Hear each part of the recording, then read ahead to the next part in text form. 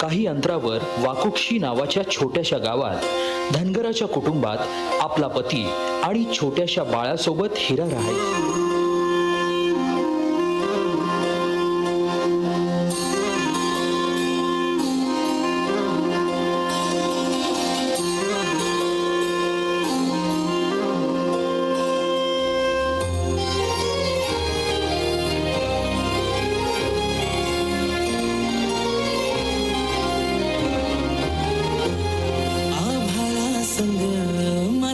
नांदन जीव झाला चकवा चांदन आभाळा संग मातीचं नांदन जीव झाला चकवा चांदन दिवसाच दिस त्यात तारया नभामध्ये दिवसाच दिस त्यात तारया नभामध्ये हो जगन हे न्यार झालं जगन हे न्यार झालं जगन हे न्यार झालं जगन न्यार झालं. नेहमीप्रमाणे एके दिवशी हिरानं गोठ्यातून जनावरांचं दूध काढलं आणि आपल्या तान्ह्या बाळाला खेळवून पुन्हा त्याला घरी सोडून ती रायगडावर निघाली. तो दिवस होता कोजागिरी पौर्णिमेचा.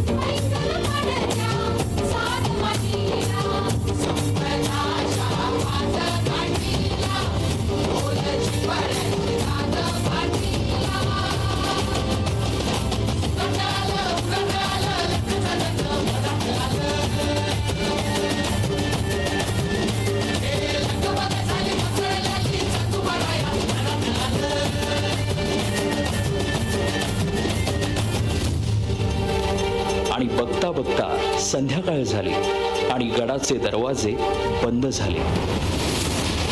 माझं बाळ एकलं आहे घरलं या पदर पसरती तुमच्या पुढे मला जाऊ द्या.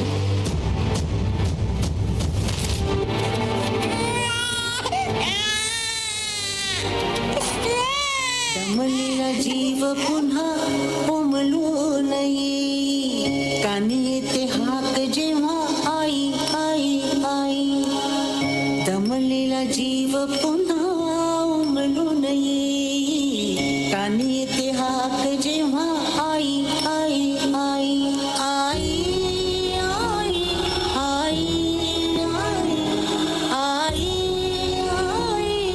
आई कुठून तरी रस्ता असेल ना एवढा मोठा गड. त्याचा तो पश्चिमेचा कडा आहे.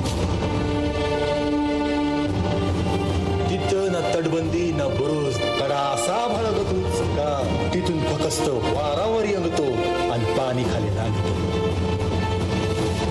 पण माझं बाळ अगं आई भवानी राहील पाठीशी उभी.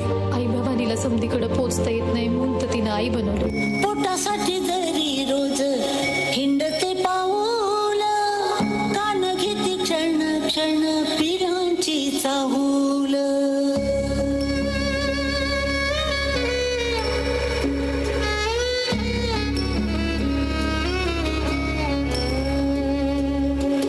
पोटासाठी जरी रोज हिंडते पाऊल कान घेते क्षण क्षण पिरांची चाहूल झोपेमध्ये सुद्धा